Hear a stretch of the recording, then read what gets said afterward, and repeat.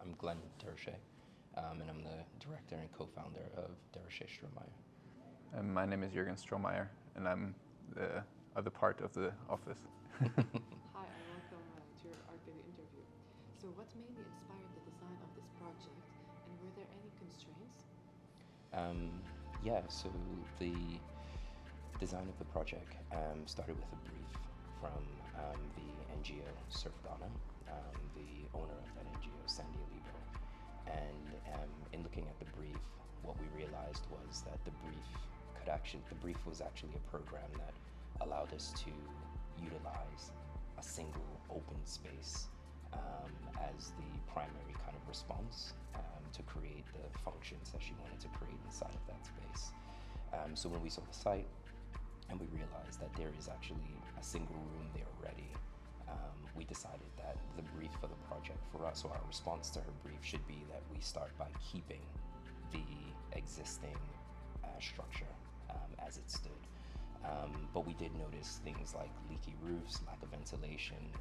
So what we did was we decided that we were going to remove the roof, and we were going to keep two ficus trees. They're two large ficus trees which acts as really beautiful and great shading to the general public area. So we wanted to keep that as well. So in doing so, we removed the roof and decided that we'll reprogram the interior to house these new functions that she wanted to create, but also we wanted to increase the footprint of the building as well. So what we did was we invented this kind of terminology called the plug-in, which was about keeping this existing four walls of the property and plugging in this new structure, which sat completely isolated from the four walls, which allowed us to create a new roof that was leak-proof, and also then create this next sort of level or floor, which acts as a kind of breakout amenity space for the surfers of the community, and also gave them a different vantage point to be able to better gauge the surf as they would go into the water. It also creates a kind of place of social engagement, so we have hammocks up there and other kind of functions for one to relax. A very ambitious program that we had to bring into a small space, and we added this roof terrace. It now has a functioning backyard and a generous front terrace. So all of these spaces were delineated with this new plug-in into this existing context. And what innovative solutions have you implemented in your running project? So this new insertion is built with a low-carbon concrete, with a mixture we developed, a mixed design we developed with our structural engineer and the contractor, that uses a laterite as an alternative to part of the cement. So that was used for this structure that had to span over the existing room. It also had to be resistant to this very harsh environment right at the ocean. And we also used that to re-plaster the existing structure to protect it and to give it this new appearance. So in addition to that mixed design, we also used a innovative formwork that uses locally available raffia palm in place of an imported formwork, which was sourced 10 kilometers away, greatly reducing many parts of the carbon footprint of the project, and which also then gave the project this identity, this character of this textured concrete, which connects it also to the broader building culture of the region, where raffia palms are used in a lot of houses, vernacular houses in the area. So instead of mimicking that language and making our building out of these palms, the idea was to kind of reference it rather than mimicking it. So by using it as the formwork, we're able to get this really beautiful fluting on all of the concrete structure, which separates the kind of two entities. So the existing structure as it remains, we wanted to acknowledge and register that. So that has a very flat finish using this low carbon render. And then the plug-in is this kind of fluted structure that really stands out proud. So when you come, it's very kind of clear in a way, what is existing and what is new. We really wanted to make that very prevalent in the design. So we can kind of start this dialogue around this adaptive reuse concept, which is not one that is readily active in our region of working. Typically, you knock everything down and just rebuild.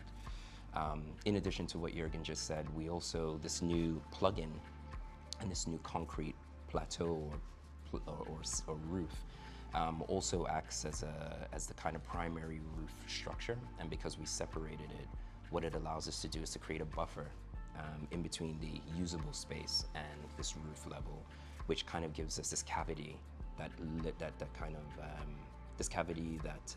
reduces the heat inside of the habitable structure. So in doing so, and in perforating the rear wall of the existing boundary wall and introducing new windows on the side, you find that the space doesn't have AC, it doesn't have a fan, and it's all naturally cooled through the sea breeze, which we have the benefit of harvesting right off of the ocean front. So by creating this kind of permeable structure and this new roof datum, we're able to combat a lot of the heat gain, making a kind of a comfortable setting on the inside for those that use it. And how does this project contribute to the surrounding environment as well as the community? Yeah, I mean, it was born out of a interest to engage with the youth of this fishing town through sports. So there, Surf Ghana has a lot of experience and is successful with connecting with communities and really using sports as a way of change and providing opportunities. And here we were very honored to be part of that journey and that ethos through the architecture, providing this first space in Buzoa for local surfers, a place that has a lot of functional properties, like there's a shower for after the surfing, there's storage, there's a water tank, but there's also new additions like Wi-Fi access and a library that the community can now use. And I think what it does successfully is it kind of creates a hub in the community with these new functions that presently don't exist. And by bringing all of these different functions together under one roof, what we find is how the community then starts to gravitate to the space, and it becomes the core principle, or the core kind of space really, where everyone kind of gathers and utilizes services that they otherwise don't have access to, being in so far away, 8 hours away from the capital city. So there's, currently, as we understand, there's no major library, and so now we're providing that function. Wi-Fi access, so kids can come after school, study, access the internet, and do their homework there. So it goes beyond surfing, which is really beautiful. It's actually a piece of architecture that really promotes or reinforces this idea of agency, using architecture as an agency for change, but also as bringing the community together as a kind of central place, which is really beautiful. Thank you. Thank you.